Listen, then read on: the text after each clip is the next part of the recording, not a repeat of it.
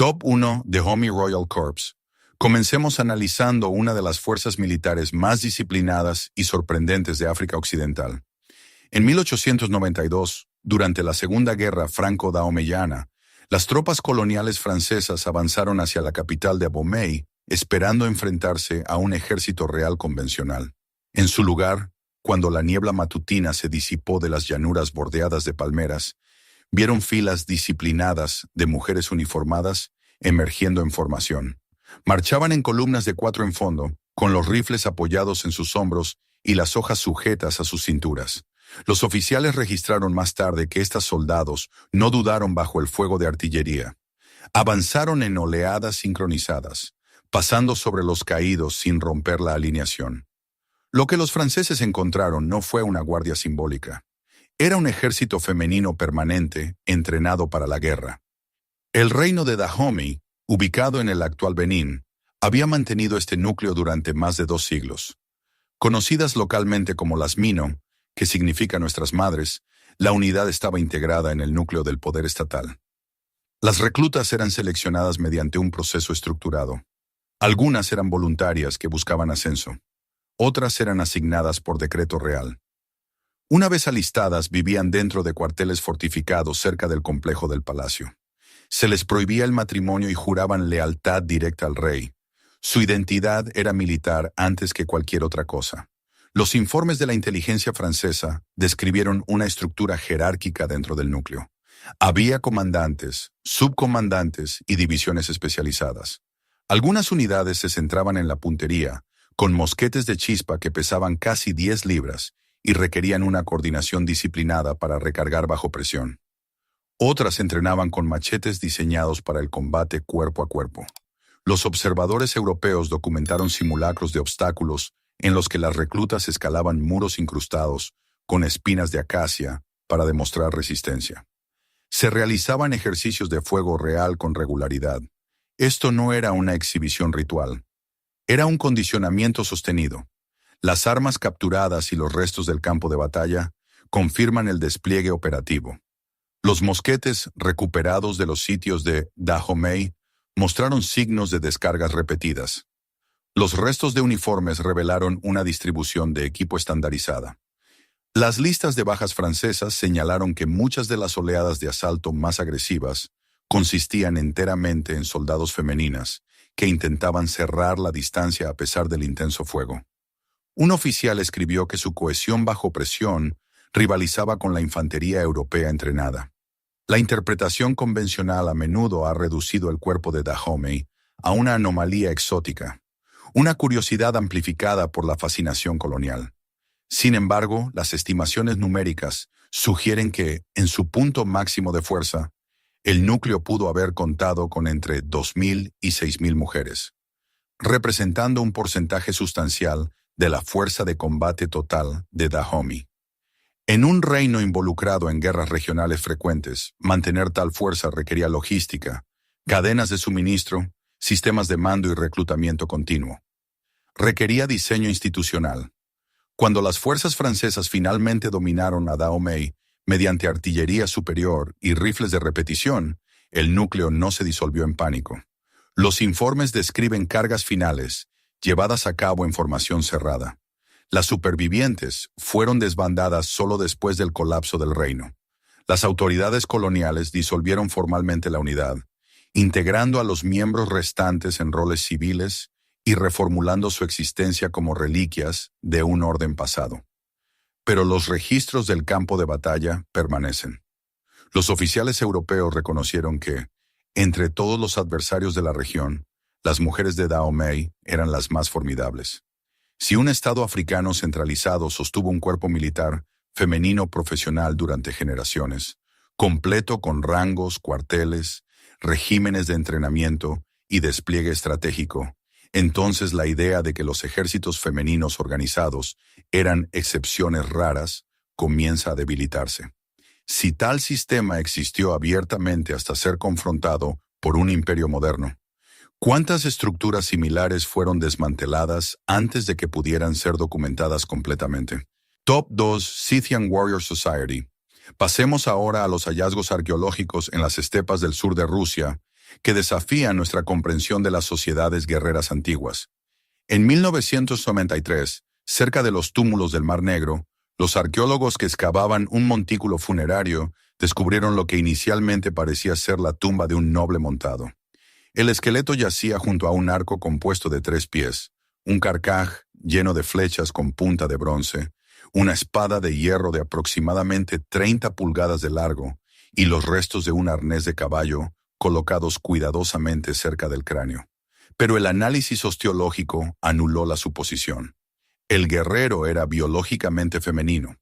El húmero izquierdo mostraba una pronunciada inserción muscular consistente con años de tiro con arco. Una herida punzante entre 2 costillas había sanado antes de la muerte. Este no era un entierro ceremonial. Era la tumba de una combatiente entrenada. Los escitas, dominantes en la estepa euroasiática desde aproximadamente el siglo IX al I a.C., operaban dentro de una sociedad donde la movilidad definía la supervivencia. Comunidades enteras viajaban a caballo, migrando a través de vastas praderas que se extendían por miles de kilómetros. Su guerra dependía de la arquería montada, la velocidad y las tácticas coordinadas de ataque y huida. En tal entorno, cada jinete capaz fortalecía la defensa colectiva. Las excavaciones en regiones que abarcan las modernas Ucrania, Kazajistán y el sur de Rusia han revelado que un porcentaje significativo de las tumbas de guerreros pertenecen a mujeres. En algunos sitios, casi 1/3 de los individuos enterrados con armas eran mujeres. Estos entierros no estaban segregados ni marcados de manera diferente. Las armas eran herramientas militares a escala real, no artículos simbólicos en miniatura. Las puntas de flecha encontradas incrustadas en vértebras y huesos de la pelvis confirman la exposición al combate. El peso de tracción de los arcos recuperados a menudo superaba las 80 libras, lo que requería un condicionamiento sostenido. La interpretación convencional trató una vez los relatos griegos de las guerreras amazonas como una exageración mitológica. Heródoto describió a mujeres montadas que luchaban junto a los hombres y rechazaban el matrimonio hasta demostrar su valía en la batalla. Durante siglos, los estudiosos descartaron estos pasajes como fantasía, pero la evidencia funeraria complica ese descarte. Los restos óseos muestran un desarrollo de la cadera, inducido por la equitación, estrés en los brazos consistente con la arquería y fracturas curadas típicas de traumas en el campo de batalla. El caso escita difiere de los reinos centralizados como Dahomey o Kush. Aquí, el sistema militar no era una institución separada superpuesta a la sociedad. Estaba integrado en la vida diaria. Las niñas parecen haber sido entrenadas en equitación y arquería junto a los niños. La movilidad era supervivencia. La defensa requería preparación colectiva. Hay poca evidencia de una separación rígida entre civil y soldado. La estandarización de las armas en las tumbas indica un diseño de equipo compartido. Las puntas de flecha siguen patrones consistentes. Las longitudes de las espadas caen dentro de rangos similares.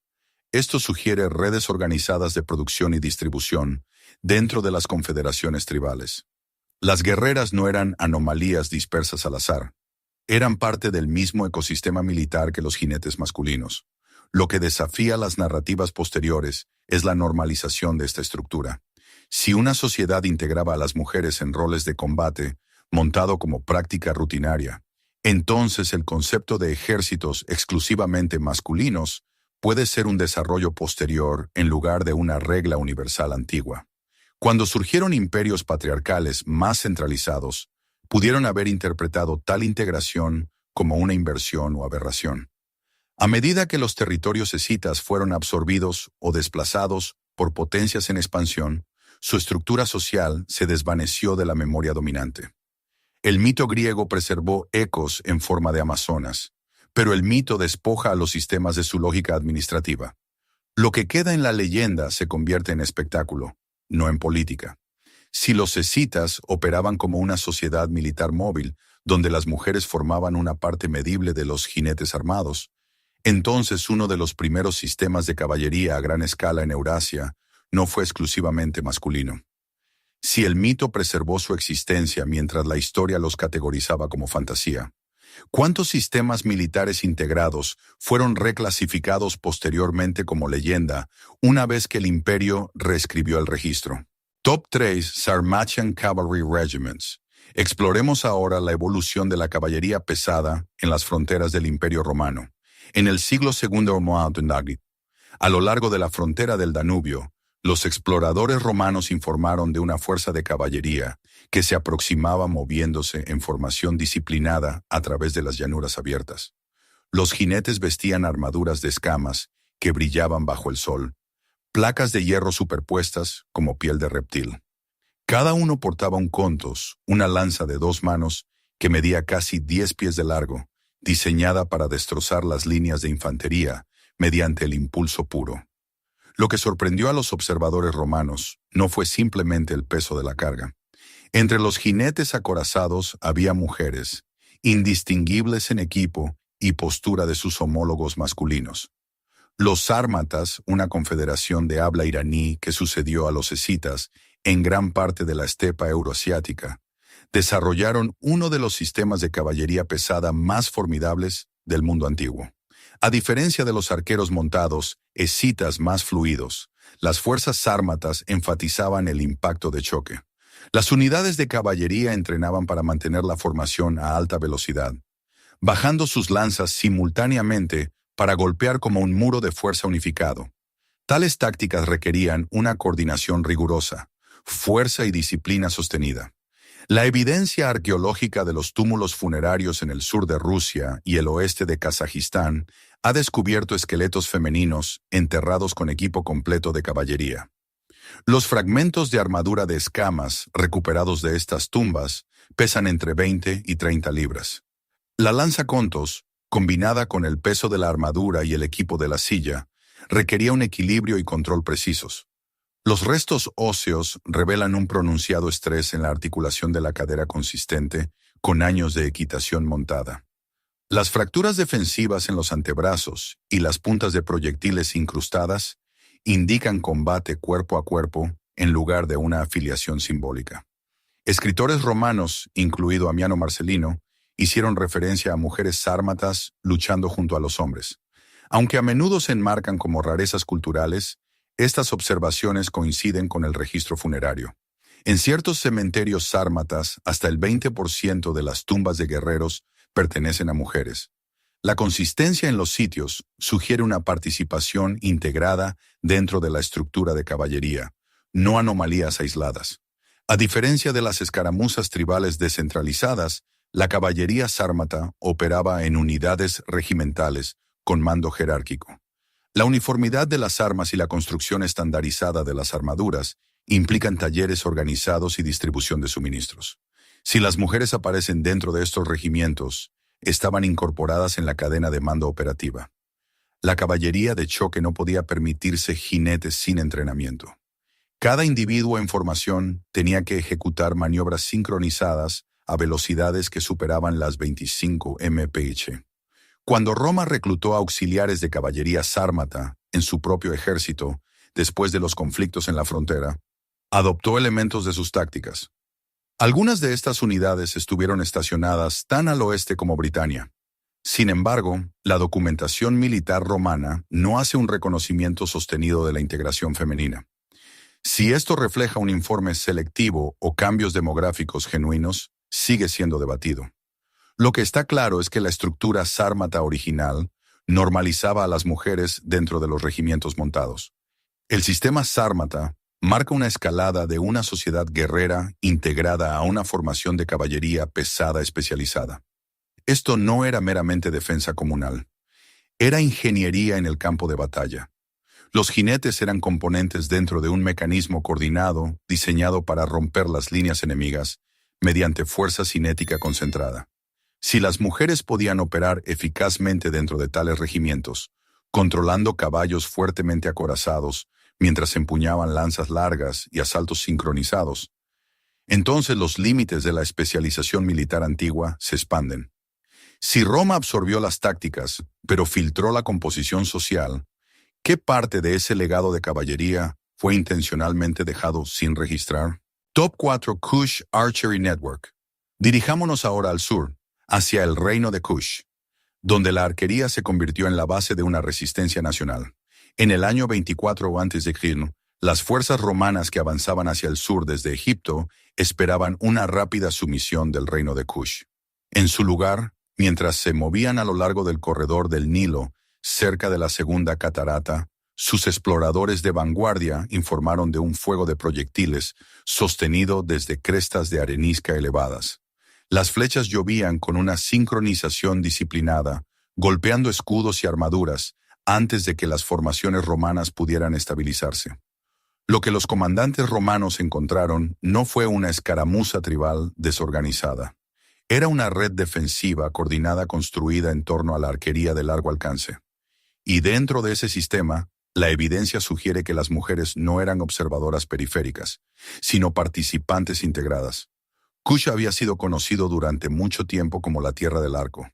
Las inscripciones egipcias que datan de siglos atrás elogiaban a los arqueros nubios por su precisión excepcional y su fuerza de tracción.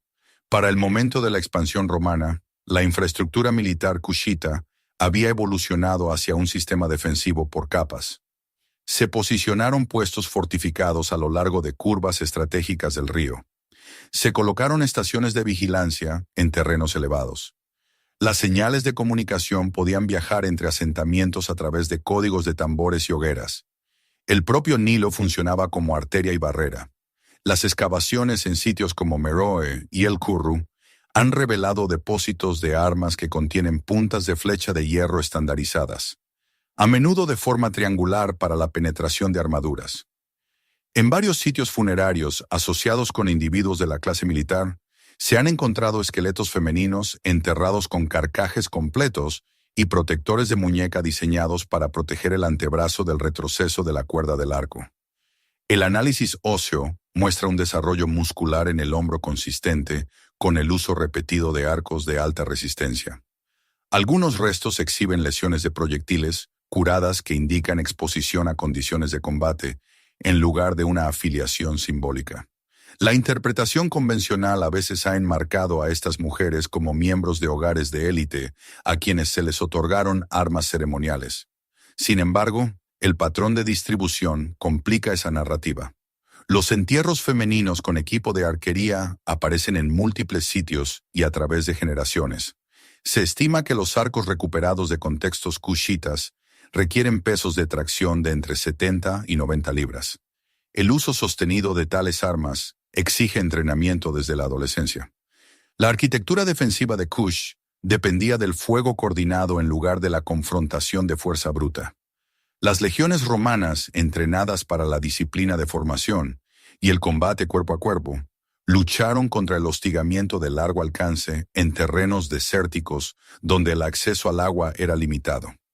Los arqueros posicionados en terrenos elevados podían atacar a las columnas que avanzaban antes de retirarse a recintos fortificados.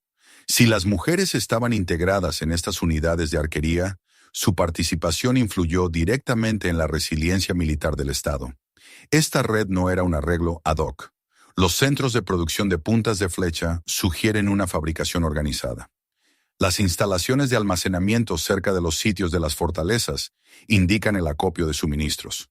El liderazgo de las Kandake supervisaba la movilización, pero la efectividad operativa dependía de personal entrenado distribuido, capaz de responder rápidamente a las incursiones.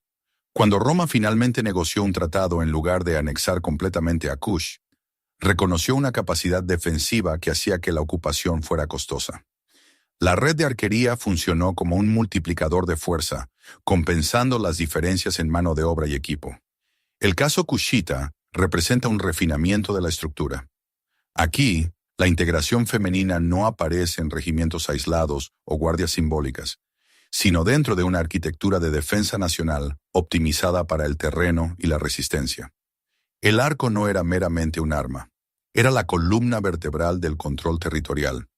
Si un Estado construyó su seguridad en torno a la arquería coordinada y entrenó tanto a hombres como a mujeres para operar dentro de ese sistema, entonces la definición de un ejército permanente se expande más allá de las formaciones de infantería solas.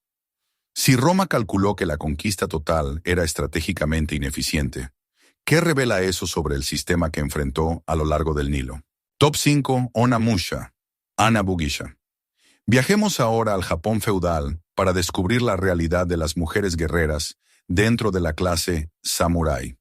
En 1580, durante la batalla de Senbon Matsubaru, en el periodo Sengoku de Japón, el campo de batalla quedó sembrado de caídos tras un brutal choque entre clanes rivales. Siglos más tarde, los arqueólogos que examinaron los restos óseos de ese sitio realizaron análisis de ADN, esperando confirmar un conflicto samurái convencional dominado por guerreros masculinos. Los resultados alteraron esa expectativa. Un porcentaje medible de los restos pertenecía a mujeres. Estas no eran seguidoras de campamento. Muchas exhibían heridas de espada consistentes con el combate directo. La implicación era difícil de descartar. Las mujeres estaban integradas dentro de fuerzas defensivas organizadas. Las Ana-Bugisha no eran figuras míticas extraídas únicamente de la poesía épica. Eran mujeres de la clase samurái entrenadas en la disciplina marcial, particularmente en el uso de la naginata, una lanza de aproximadamente 6 pies de largo, con una hoja curva capaz de controlar la distancia contra oponentes acorazados. En la estructura de poder descentralizada del Japón feudal, los señores regionales dependían de fincas fortificadas y complejos de castillos que a menudo enfrentaban asedios repentinos. Cuando los retenedores masculinos marchaban a campañas externas, la defensa interna requería continuidad. Los registros históricos de los archivos de los clanes indican que las mujeres de los hogares samuráis recibían entrenamiento en armas desde la adolescencia.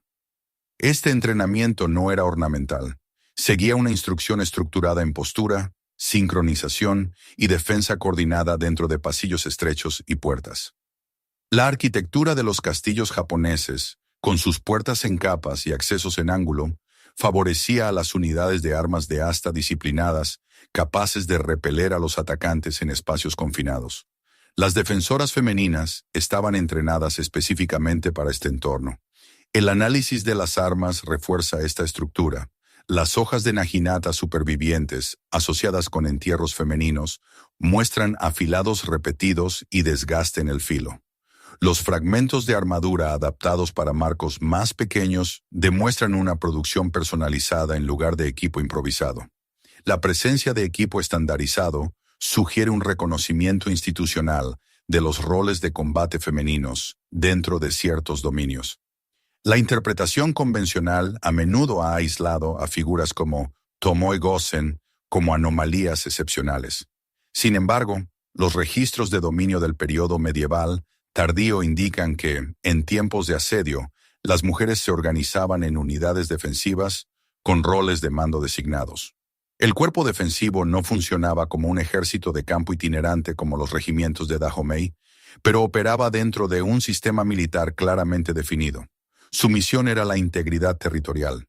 La era Sengoku, marcada por una guerra civil casi constante entre los siglos XV y principios del XVII, forzó la adaptación.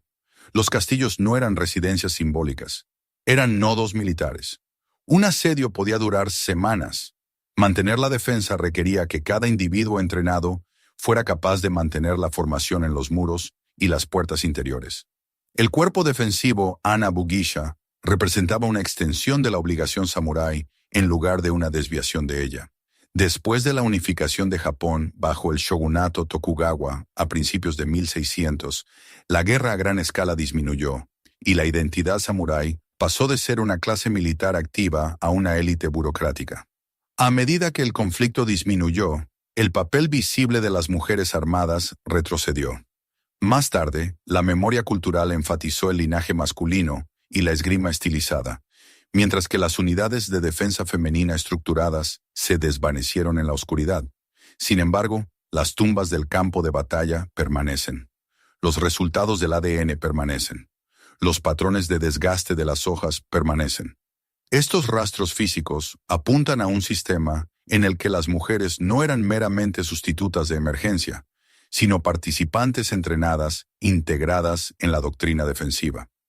Si la arquitectura del castillo fue diseñada en torno a una resistencia por capas, y si las mujeres fueron entrenadas para ocupar esos niveles defensivos, entonces la estructura militar del Japón feudal era más inclusiva en la práctica de lo que sugieren las narrativas posteriores.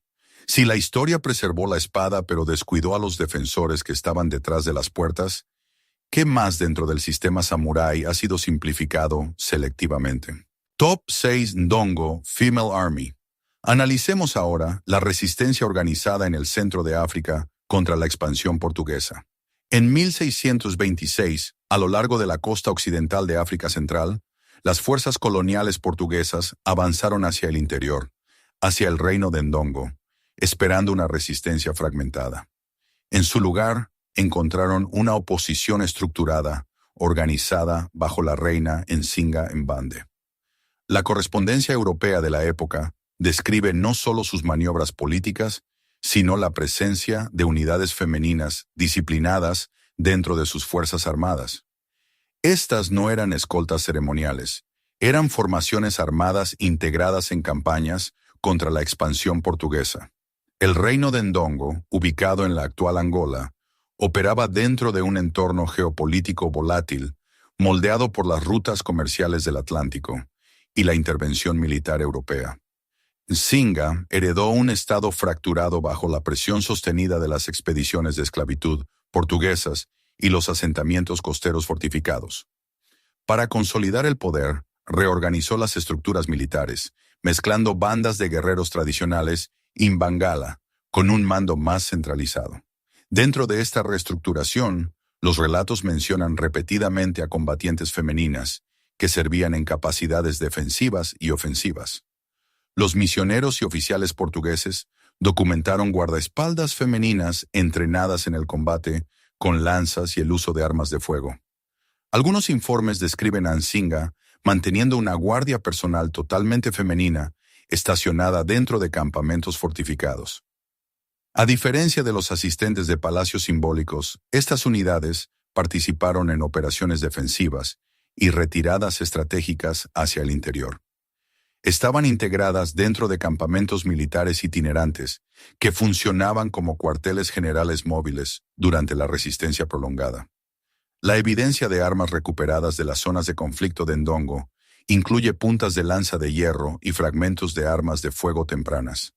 La introducción de mosquetes en la guerra regional requería un entrenamiento estructurado.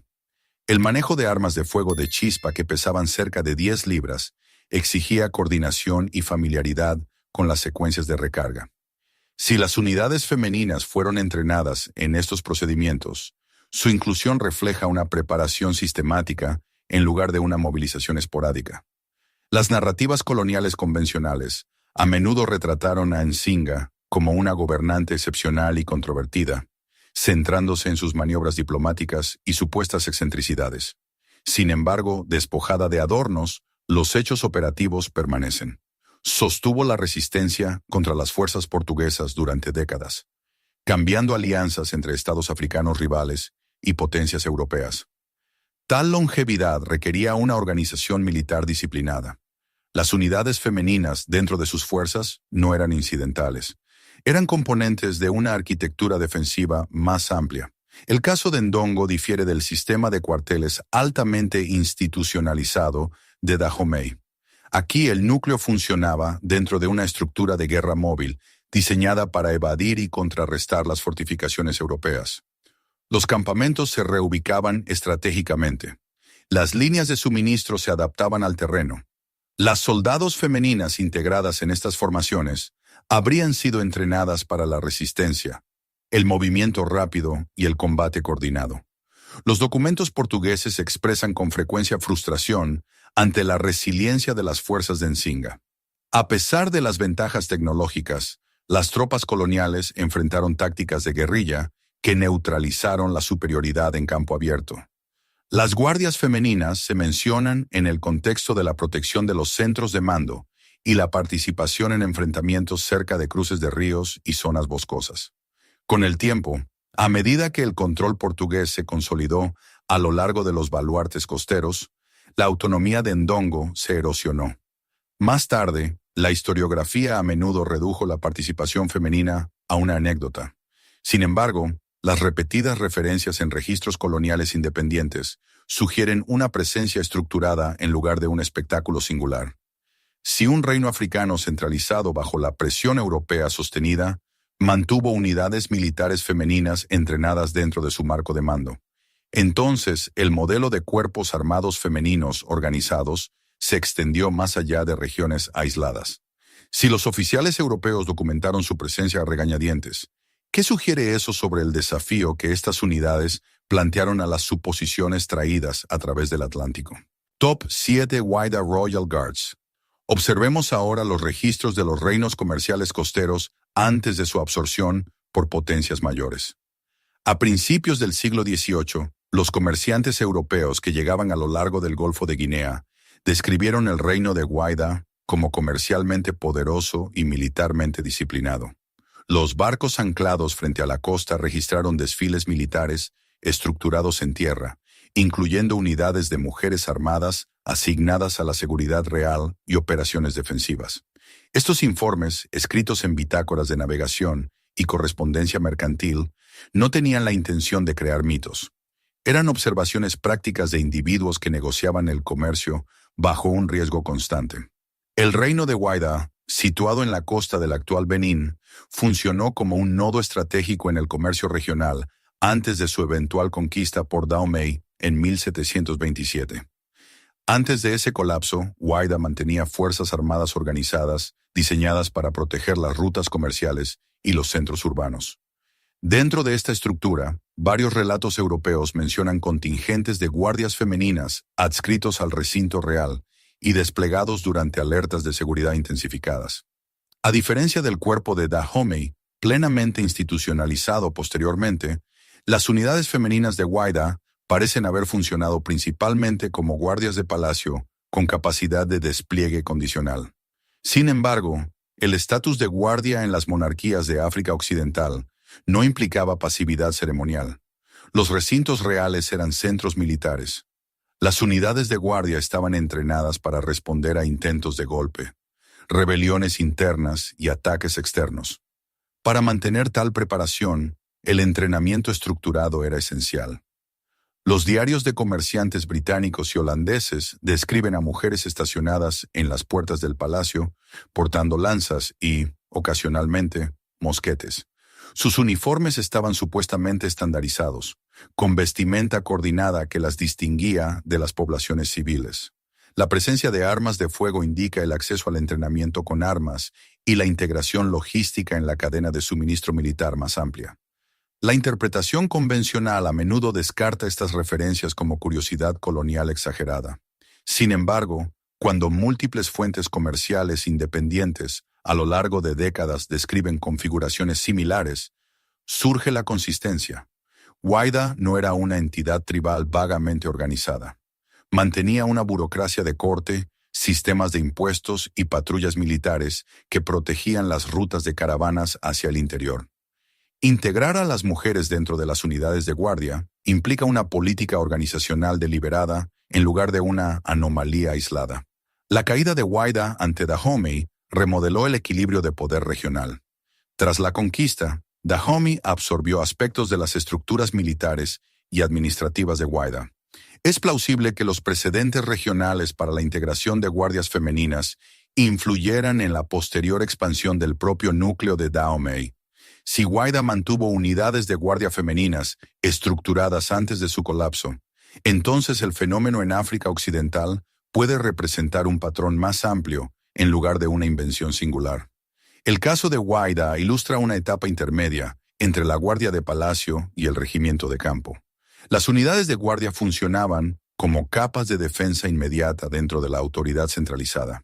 En tiempos de conflicto, tales unidades podían ser desplegadas como refuerzos de combate. La presencia de armas de fuego sugiere una preparación operativa más allá de la exhibición simbólica.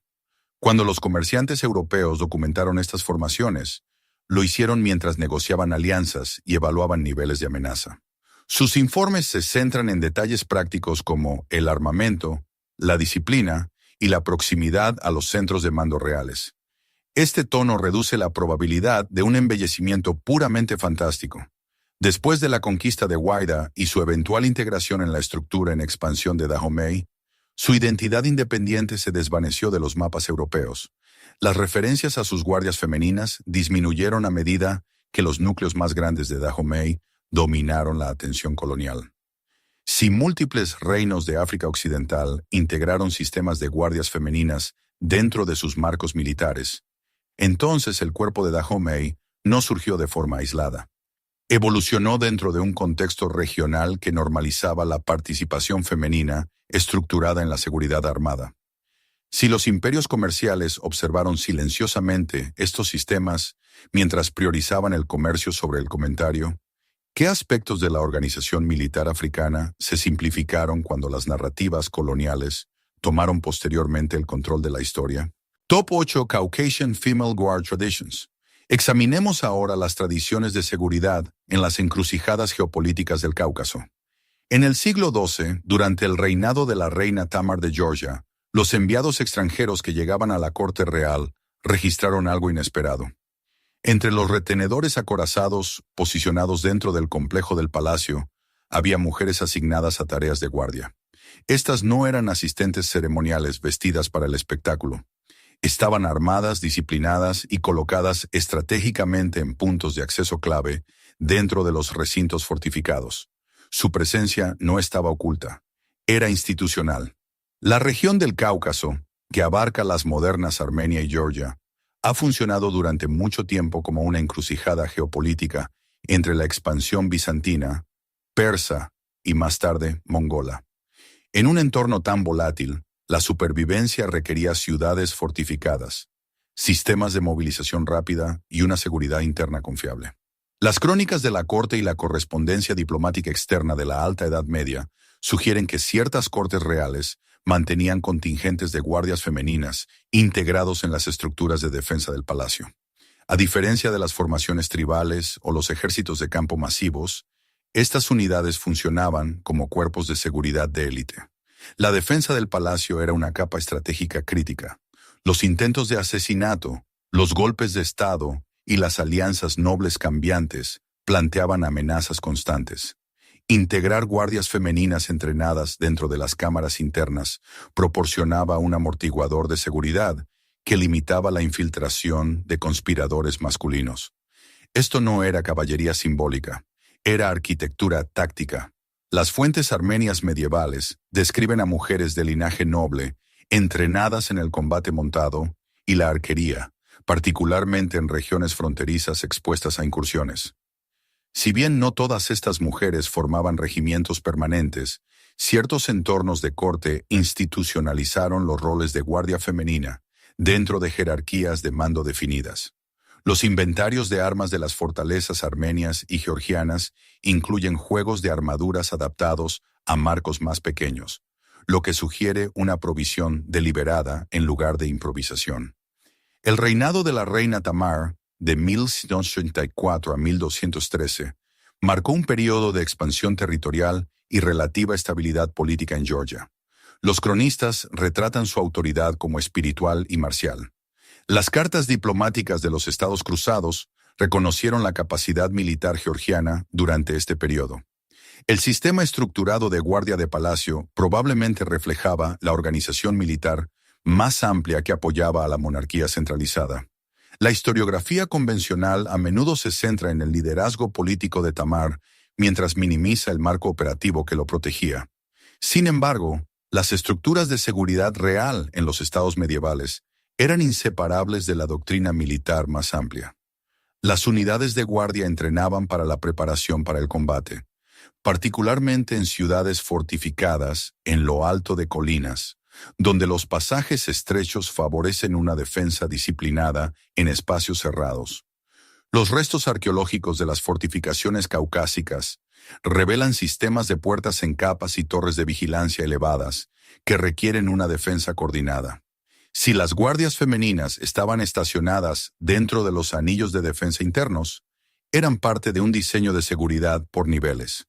Tal ubicación indica confianza institucional y entrenamiento formalizado, a diferencia de los regimientos a gran escala de Dahomey o la caballería integrada de los sármatas. El modelo caucásico representa una especialización de élite. Aquí, los roles militares femeninos se concentraban en entornos de alta seguridad, vinculados directamente a la autoridad soberana. Su propósito no era el dominio masivo en el campo de batalla, sino la preservación de la continuidad del mando. A medida que el poder regional cambió bajo las incursiones mongolas y la posterior influencia otomana y persa, muchas estructuras de corte medievales fueron desmanteladas o absorbidas por nuevos regímenes. Los registros escritos se fragmentaron. Las referencias a las tradiciones de guardia femenina se dispersaron dentro de las crónicas, en lugar de consolidarse en tratados militares. Si los estados caucásicos medievales institucionalizaron cuerpos de seguridad femeninos dentro de capitales fortificadas, entonces la participación militar femenina estructurada se extendió tanto a las monarquías cristianas como a los reinos africanos y las confederaciones de la estepa. Si su papel estaba integrado en la arquitectura del palacio y la protección soberana, ¿qué otras capas defensivas en los estados medievales incluyeron a mujeres cuya presencia los cronistas posteriores prefirieron no enfatizar? Top 9 The Trunk Sisters Army. Descubramos ahora una de las rebeliones más significativas contra el dominio imperial en el sudeste asiático. En el año 40 de Cristo, a lo largo de las marismas y los corredores fluviales del delta del Río Rojo, una fuerza militar comenzó a reunirse con una estructura que los funcionarios imperiales de la dinastía Han no habían anticipado. En su centro estaban dos hermanas, Trung Trac y Trung Ni. Según las crónicas vietnamitas y los relatos chinos posteriores, no se limitaron a incitar a la revuelta. Montaron elefantes de guerra y cabalgaron a la cabeza de formaciones organizadas, convirtiendo el liderazgo simbólico en una presencia de mando visible en el campo de batalla. Los elefantes de guerra no eran animales decorativos, eran activos estratégicos. Con una altura de hasta 9 pies hasta el hombro y un peso de varias toneladas, estos animales funcionaban como plataformas de choque antiguas. Elevados por encima de las líneas de infantería, los comandantes que montaban elefantes podían vigilar los movimientos de las tropas y señalar maniobras a través de terrenos abiertos. El impacto psicológico por sí solo era significativo. Las formaciones de infantería no acostumbradas a enfrentarse a animales acorazados a menudo se rompían bajo la fuerza combinada del pisoteo y las estocadas de lanza hacia abajo de los jinetes posicionados en lo alto. Las fuentes describieron a las hermanas Trung liderando cargas mientras estaban montadas, acompañadas por generales femeninas que comandaban unidades regionales. Este detalle importa. El mando montado sugiere una infraestructura preexistente de caballería y manejo de elefantes. Entrenar elefantes para la guerra requería años de condicionamiento, cuidadores coordinados y suministro logístico de comida y agua. Mantener incluso un pequeño cuerpo de elefantes implicaba una preparación organizada a nivel estatal, en lugar de un levantamiento espontáneo. La rebelión capturó rápidamente más de 60 ciudadelas en el norte de Vietnam. Tal expansión requería una jerarquía de mando territorial. Cada baluarte probablemente tenía oficiales asignados responsables del reclutamiento, la fortificación, la reparación y la gestión de recursos. Las hermanas establecieron una capital en Melín, formalizando un gobierno centralizado. Esa transición de la rebelión a la soberanía indica continuidad operativa. Las formaciones militares en la región del Delta se habrían adaptado al terreno pantanoso. Las unidades de infantería armadas con lanzas y arcos podían maniobrar a través de las riberas de los ríos, mientras los núcleos de elefantes rompían las líneas defensivas en puntos de estrangulamiento críticos. El control de las vías fluviales permitía el rápido despliegue de tropas por barco, reforzando las posiciones amenazadas. La integración de elefantes dentro de este entorno sugiere una doctrina de campo de batalla coordinada en lugar de un espectáculo aislado. Los registros imperiales chinos revelaron que la corte Han trató el levantamiento como una amenaza sustancial. El general Ma Yuan fue enviado con tropas reforzadas, incluyendo elementos de caballería y navales. Las descripciones de la campaña indican enfrentamientos difíciles en terrenos húmedos donde la movilidad estaba restringida. Los elefantes de guerra plantearon desafíos particulares a las unidades de caballería no familiarizadas con contrarrestar cargas de animales grandes. Finalmente, para el año 43 de Misrigasto, la presión imperial sostenida abrumó la resistencia. Según los informes, las hermanas eligieron la muerte antes que la rendición, poniendo fin a su mando centralizado. Después de reafirmar el control, las autoridades Han endurecieron la supervisión administrativa y desmantelaron las redes de liderazgo locales que habían permitido la movilización organizada. La imagen de dos mujeres montando elefantes en la batalla a menudo se recuerda como una leyenda. Sin embargo, detrás de esa imagen se encuentra la lógica militar.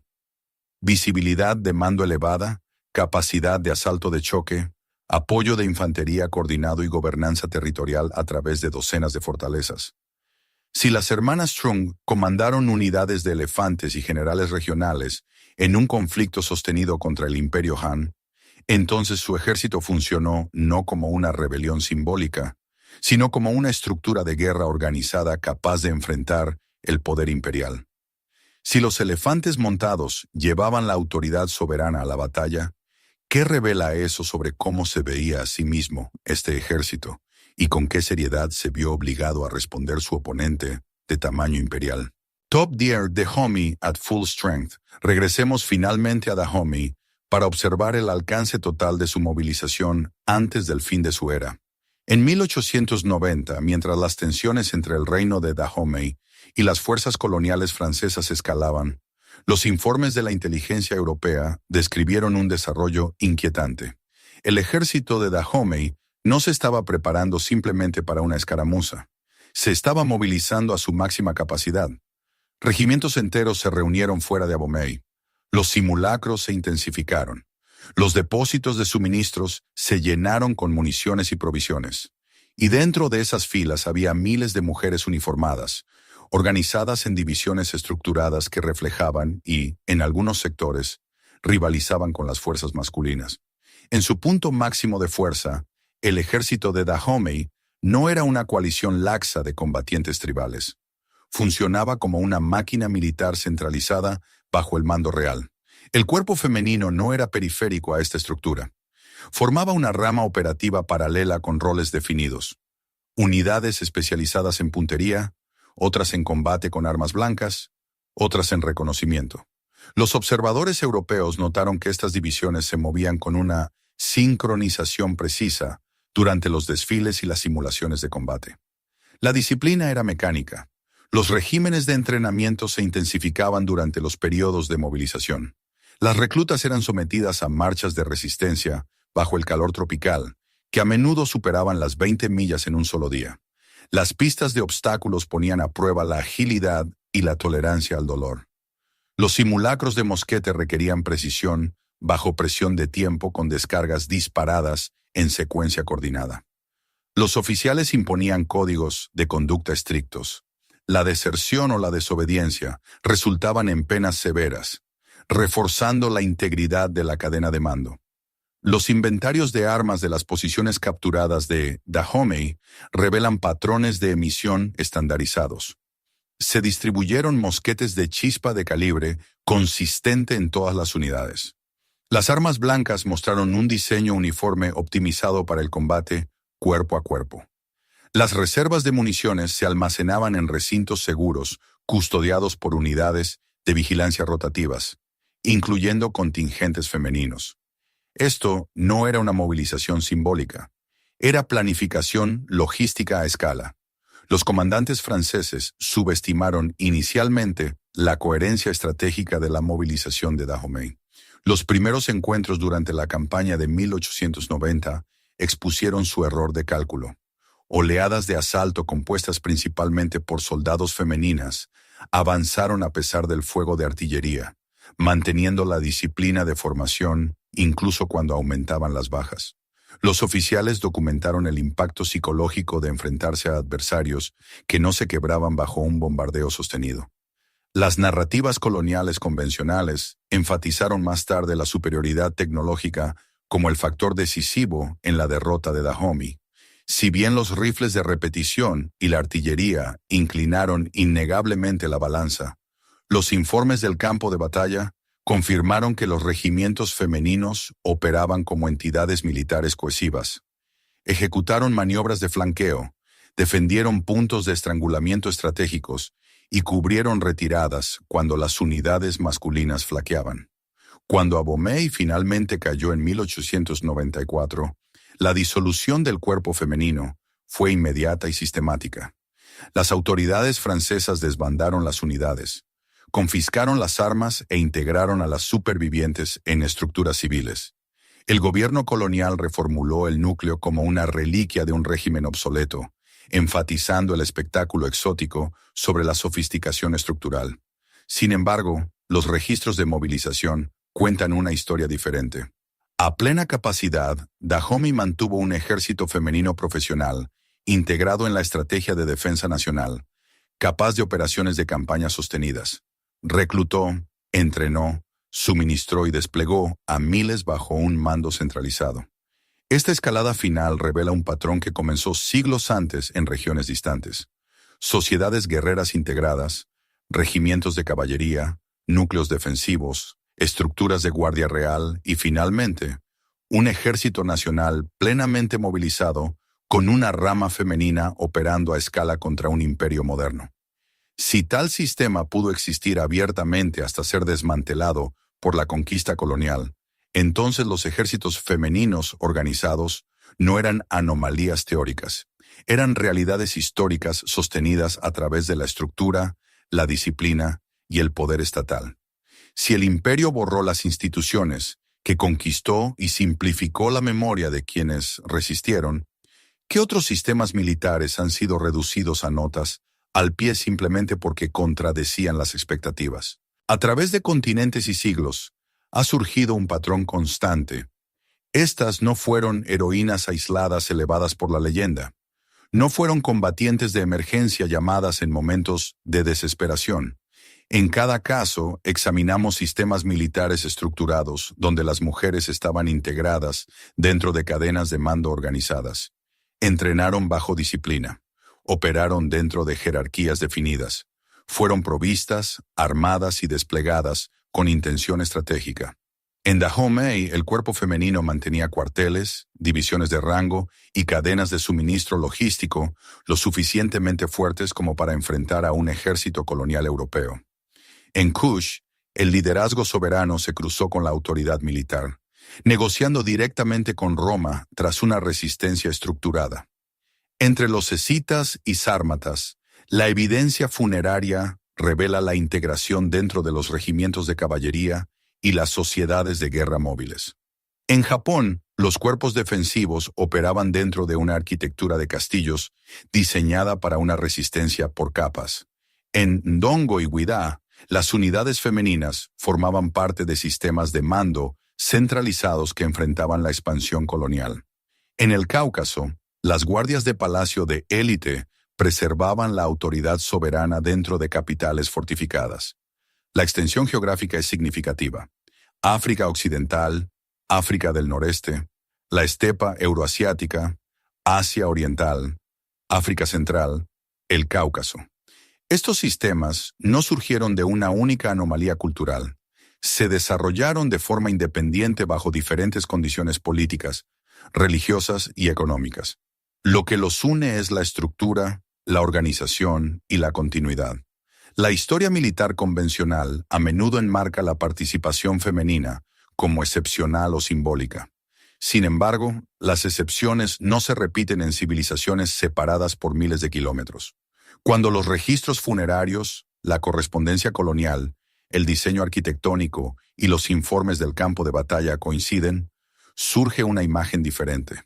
En múltiples sociedades, las mujeres se integraron en marcos militares institucionales cuando la supervivencia exigía una movilización total. Otro patrón también se repite. En muchos casos, estos sistemas declinaron o desaparecieron tras la consolidación imperial o la centralización política. A medida que las potencias externas absorbieron territorios, desmantelaron las instituciones militares indígenas.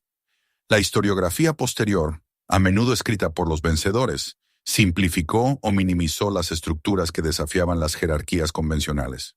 Si los ejércitos femeninos organizados operaron como componentes normalizados de la defensa estatal en múltiples eras, entonces la pregunta cambia. Ya no se trata de si las mujeres lucharon. La evidencia confirma que lo hicieron. La pregunta más profunda es cómo la memoria histórica selecciona qué sistemas preservar y cuáles reducir al mito. Si el imperio tiende a estandarizar la narrativa junto con el territorio, ¿qué otras realidades institucionales han sido comprimidas en anécdotas porque no se alineaban con las expectativas dominantes? Y si reexaminamos la historia militar no como una única tradición lineal, sino como un mosaico de sistemas adaptativos, ¿qué tan diferente podría llegar a ser nuestra comprensión de la guerra? Si este recorrido por las fuerzas olvidadas ha cambiado tu forma de ver la organización militar del pasado, suscríbete y dale a me gusta a nuestro canal. Estamos desenterrando la historia que otros intentaron sepultar bajo el mito. Ayúdanos a Guiotron sembrar el conocimiento del futuro. El próximo tesoro histórico se abrirá muy pronto.